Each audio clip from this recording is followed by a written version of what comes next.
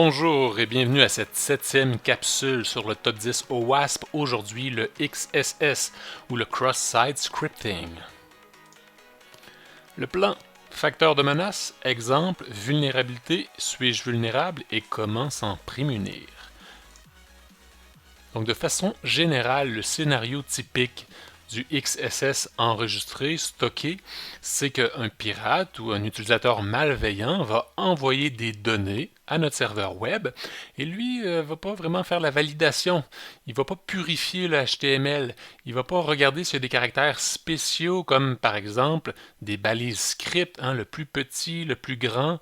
Ces caractères-là ne sont pas tenu en compte, il n'y a pas de validation qui est faite et la chaîne du pirate va se retrouver dans la base de données. Donc on peut voir à droite que le script a été enregistré dans la BD. Et par la suite, quand un autre utilisateur va accéder à une page web bâtie à partir du contenu de la base de données, eh bien la balise script va se rendre dans le navigateur de l'utilisateur et être exécutée. Donc c'est ça le danger principal du XSS. Et ça ouvre plein de portes pour les pirates. Scénario numéro 1. L'application utilise des données non sûres dans la construction du fragment de code HTML sans validation ni technique d'échappement. On parle entre autres de la balise script. Dans ce cas-ci, on est en train de bâtir une chaîne de caractères qui est concaténée. On a un champ input avec le name credit card, le type texte, et la valeur est concaténée et récupérée à partir des paramètres passés par le navigateur. Donc, on imagine que c'est un numéro de carte de crédit. Et l'attaquant remplace le paramètre CC du navigateur par exemple, une balise script. Et cette balise script-là va rediriger vers un site d'attaquant.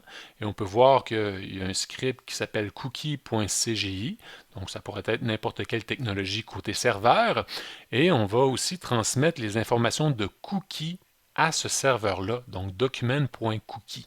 Cette attaque envoie donc l'identifiant de session de la victime vers le site web de l'attaquant, lui permettant ainsi de détourner la session active de l'utilisateur.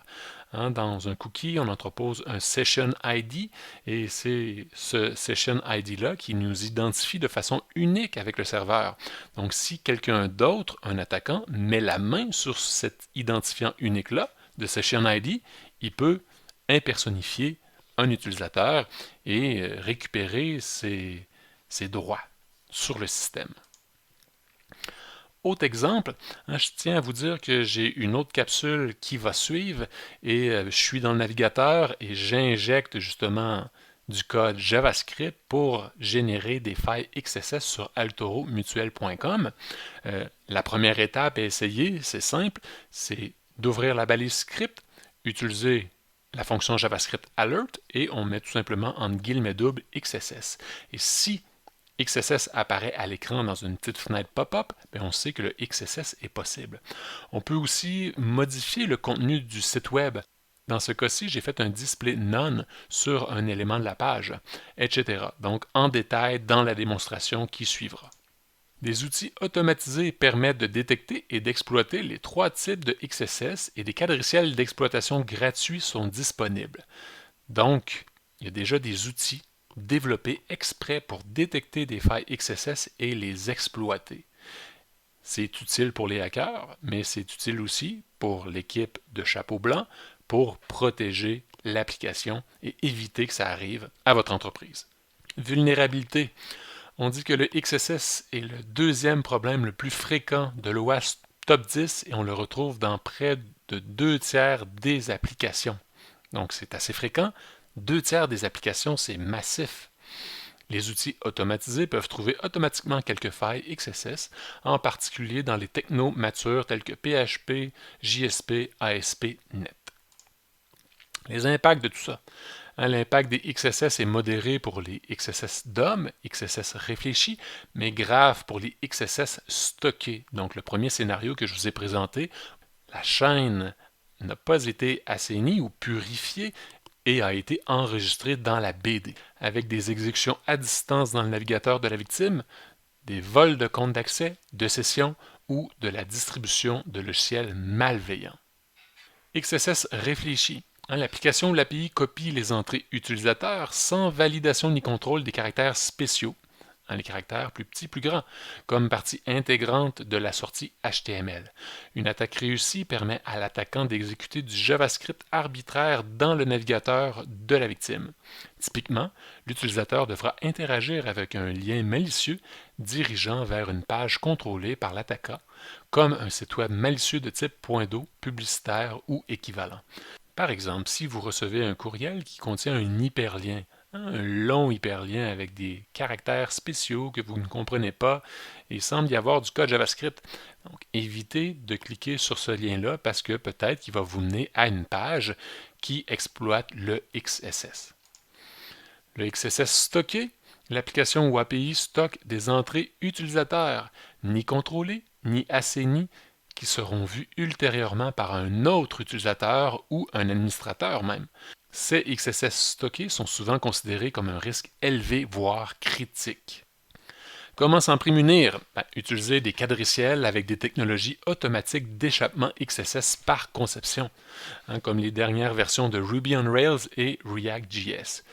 Donc déjà, à l'intérieur du quadriciel, il y a des préventions pour éviter le XSS. Regardez les limitations de protection XSS de votre framework et prendre les mesures appropriées pour couvrir les cas non gérés. Donc, ça vous invite à aller voir la documentation de votre quadriciel et vérifier qu'est-ce qui est fait au niveau du XSS. Si vous allez sur le site de Angular, il y a une section XSS et il est expliqué qu'est-ce que le quadriciel fait pour vous pour prévenir le XSS. Appliquer des techniques d'échappement aux données des requêtes HTTP non sûres selon le contexte des sorties HTML.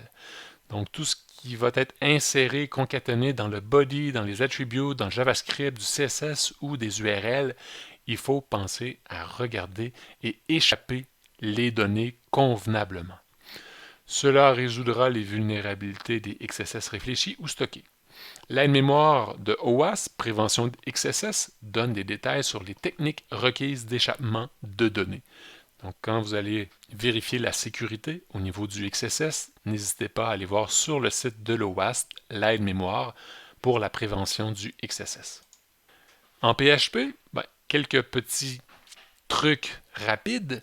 Entre autres, il y a la fonction strip tags, S-T-R-I-P, souligné T-A-G-S.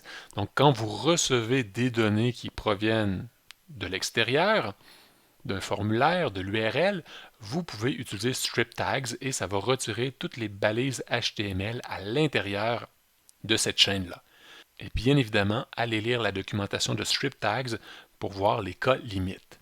Au niveau de Laravel, quand vous faites des validateurs et que des données sont envoyées par exemple à une API REST, vous pouvez utiliser les validateurs fournis par le quadriciel comme required pour définir qu'un champ est requis, max 255 pour définir la longueur maximale d'une chaîne et aussi regex pour définir une expression régulière et dans ce cas-ci, on permet seulement les lettres A à Z et les chiffres 1 à 9. Donc ça pourrait éviter justement l'utilisation du plus petit, plus grand, mais ça vous empêche de mettre des points d'exclamation et des points. Donc, certaines limites. Un conseil pour terminer, lire le cheat sheet. Allez directement sur le site web du OWASP pour voir comment prévenir le cross-site scripting. Et il y a des librairies aussi existantes comme le htmlpurifier.org. C'est une librairie que vous allez ajouter à votre projet. Et donc, à chaque fois que vous allez recevoir des données non fiables, vous allez devoir les purifier avant de les entreposer dans votre base de données.